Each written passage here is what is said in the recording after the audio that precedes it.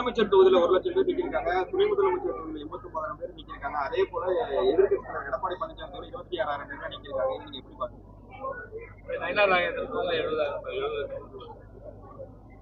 அது நாங்கள் சரிபார்த்துட்டு தான் சொல்ல முடியும்.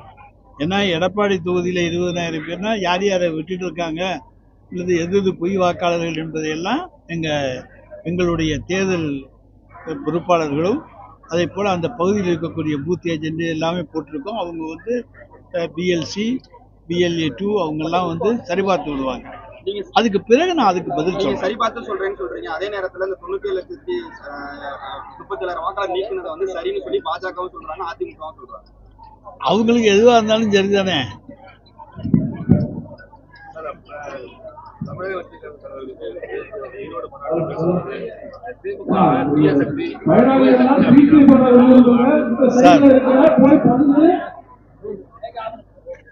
நாங்க தீய சக்தியும் இல்லை தூய சக்தி இதை பற்றியெல்லாம் கவலைப்பட மாட்டோம்.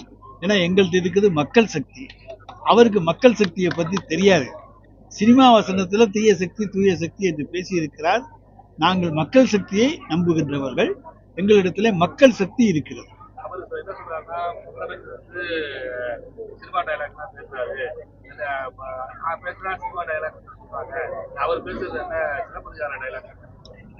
அவருக்கு சிலப்பதிகாரம் தெரியாது, ஒன்றும் தெரியாது. எழுதி கொடுத்ததை வாசிக்க மட்டும்தான் அவருக்கு தெரியும். யார் எழுதி கொடுத்தாங்களோ அவங்கள்ட்ட இந்த கேள்விகளை நாம் கேட்போம். அவர் பேசும்போது திமுக கடுமையான காரியம் பேசினாரு. களத்துல அதிமுக இல்லவே இல்லை, அதெல்லாம் அவர் பேச மாட்டேங்கிறாரு. தமிழகத்தை பொறுத்தவரைக்கும் திராவிட கலாச்சாரம் தான் ஆரம்பத்தில் விஜய் திராவிட மற்றும் அந்த திராவிட கலாச்சாரம் தமிழ்நாட்டிற்கு அகலக்கூடிய வாய்ப்பு அவரால் திராவிட மாடல் ஆட்சியையோ திராவிட கலாச்சாரத்தையோ தமிழ்நாட்டிலிருந்து பிரிக்க முடியாது. அவர் பகுத்தறிவு தந்தை பெரியாரை ஏற்றுக்கொண்டிருக்கிறேன் என்று சொல்லுகிற பொழுது திராவிடத்தை ஏற்றுக்கொண்டிருக்கிறார் என்றுதான் அர்த்தமாகின்றது. ஆனால் அதை வேணா இன்றைக்கு மறைமுகமாக பாரதிய ஜனதாவினுடைய சீட்டியமாக இருக்கிற காரணத்தால் அவர் மறைக்கலாம். ஆனால் ஒன்று மட்டும் உண்மை, அவரை பொறுத்த வரைக்கும் அவர் எந்த காலத்திலும் அவர் நினைப்பது நடக்காது.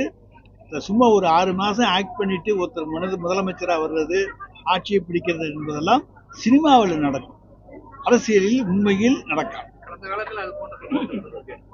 என்னைக்கு நடந்திருக்கு சார்? எம்ஜிஆர் 1972 கட்சி ஆரம்பிச்சாரு. திண்டுக்கல் இடைத்தேர்தல் வந்துச்சு. அதுல ஜெயிச்சதுக்கு அப்புறம் தான் அந்த கட்சி உறுதியானுச்சு. இவருக்கு விக்கிரவாண்டி தேர்தலும் ஈரோடு தேர்தலும் வந்துச்சு. அந்த 2 தேர்தலில் நின்று தன்னுடைய பலத்தை காமிச்சிருந்தாருன்னா இன்னைக்கு அவர் பேசுறதுக்கு யோக்கியதை உண்டு. 2 தேர்தலையும் புறங்கட்டி ஓடிட்டாரு. அந்த தேர்தலை பத்தியே கண்டுக்கல. எம்ஜிஆரையும் இவரையும் ஒப்பிடவே முடியாது. அதனால விஜய் ஒரு காலத்துல எம்ஜிஆராக ஆக முடியாது. தரந்தாழ்ந்து எல்லாம் பேசுறாங்க, எங்களால பேச முடியும், எங்களுக்கு அது வரும்னு சொல்லிட்டு மிரட்டுறது மாதிரி பேசியிருக்காரு. அதை எப்படி பாக்குறீங்க சார்? அவர் சினிமா பாணியில தான் பேசிட்டு இருக்காரு. அவர் ஒரு சினிமாவில் ஸ்டெண்ட் போட போவால 100 பேரை அடிப்பாரு. அதை போலதான் இன்றைக்கு தரந்தாழ்ந்து பேசிக்கிட்டு இருக்காரே தவிர நாங்கள் யாரும் தரந்தாழ்ந்து பேசுகின்றவர்கள். பொதுவான பிரச்சனையா இருக்கட்டும், திருப்பரங்குன்ற இஷ்யூவா இருக்கட்டும், 100 நாள் வேலை திட்டத்தை மமதா காந்தி பேரை எடுத்ததா இருக்கட்டும், இதுல தாவக எந்த ஒரு இதையும் கருத்தை சொல்லவே இல்லையே சார். அவர் நான் தான் சொல்றேன், அவர் சி டீம் சார். பாரதிய ஜனதாவுடைய சி டீம் கருத்தெல்லாம் சொல்ல மாட்டார். திருப்பரங்குன்ற விவகாரத்துல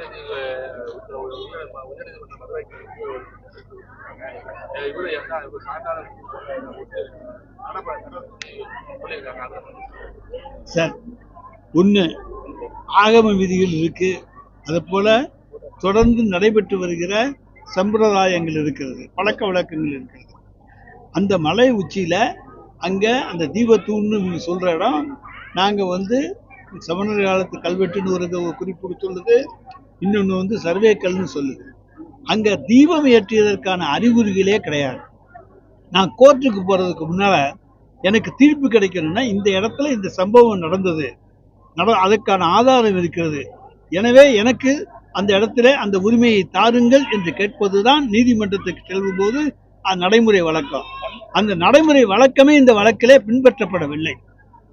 விஜய் வந்து ஆக்ரோஷமா திமுக சார் விஜய் விட்டுருங்க ஆக்ரோஷமா திமுக எதிர்த்து பேசுறாரு. சார், விஜயை விட்டுருங்க சார். என்னத்தை திட்டினாலும் ஒண்ணும் கிடையாது சார், ஒண்ணும் பண்ண முடியாது. எடப்பாடி பழனிசாமி வந்து கொள்கை வேறு கூட்டணி வேறு, எதற்காக நாங்க கொள்கையை விட்டு கொடுக்க மாட்டோம் அப்படின்னு சொல்லி பேசியிருக்காரு. யாரு? அவருக்கு கொள்கையும் இல்ல கூட்டணியும் தான் நம்பி இருக்காரு. கொள்கை வேறு கூட்டணி வேறு என்று சொல்லுகிற தகுதி அவருக்கு கிடையாது. ஏன்னா அவர் கொள்கையை விட்டு தான் இன்றைக்கு பாரதிய ஜனதாவினுடைய அடிமையாக இருக்கு.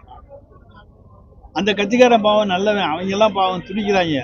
எல்லாரும் வந்து இன்னைக்கு வந்து திராவிட முன்னேற்ற கழகத்தை ஏதாவது ஒரு மறைமுகமாக ஆதரித்தால்தான் தமிழ்நாடு இன்னும் தலை நிமிர்ந்து நிற்கும், தமிழ்நாட்டு முதலமைச்சருக்கு இன்னும் பலம் கிடைக்கும் என்கின்ற எண்ணம் இன்றைக்கு அதிமுக தொண்டர்களிடத்திலேயே இருக்கிறது. நாங்கள் மிகப்பெரிய குட்பாஸ்ன்னு சொல்லி நயினார் நாகேந்திரன் சொல்லியிருக்காரு. நாங்க மிகப்பெரிய குட்பாஸ்ன்னு சொல்லியிருக்காரு நயினார் நாகேந்திரன்.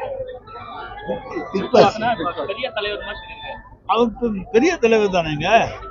நயினார் நாகேந்திரன் கூட பெரிய தலைவர் யாரு கிடையாது. பிக் பாஸ் தான் இருந்துட்டு போறாரு.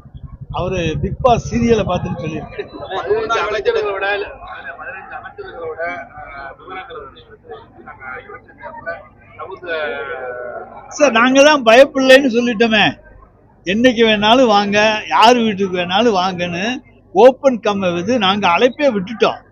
இடிக்கும் ஐடிக்கும் ஓப்பன் அழைப்பு விட்டுட்டோம். என்னைக்கு வேணாலும் வாங்க, எங்க வீடு திறந்து இருக்கு, எங்களுடைய அலுவலகங்கள் திறந்து இருக்கின்றன, வந்து சோதனைகளை செய்து கொள்ளுங்கள் என்று ஓப்பன் அழைப்பு விட்டுட்டோம். அதுக்கப்புறம் திருப்பி 15 மந்திரியை வச்சிருக்கோம், அவங்க மேல கேச போட போறோம், அன்னைக்கு இதுக்குள்ளே வெளியே வரும் அப்படிலாம் பயமுறுத்துறது பூச்சாண்டி வேலை. இது இந்த பூச்சாண்டி வேலையெல்லாம் எங்களுக்கு செல்லுபடி ஆகாது. நயினார் நாகேந்திரனுக்கு அது தெரியாது. அதிமுக மாநிலங்களவை உறுப்பினர் வந்து தம்பிதுரை வந்து அந்த திட்டத்தை 100 நாள் வேலை திட்டத்தை வந்து ஆதரவு தெரிவித்திருக்காரு. அதே நேரத்தில் மகாத்மா காந்தி பெயரை நீக்கினதையும் 40% நிதியை வந்து மாநில அரசை ஏற்றுக்கொள்வதையும் நாங்கள் ஆதரிக்கலன்னு சொல்லியிருக்காரு. எப்படி பாருங்க சார், நான் தான் சொல்றேன், அவங்கள பத்தி நாங்க கவலைப்படல. அவங்களால ஒன்றும் சொல்லவும் முடியாது.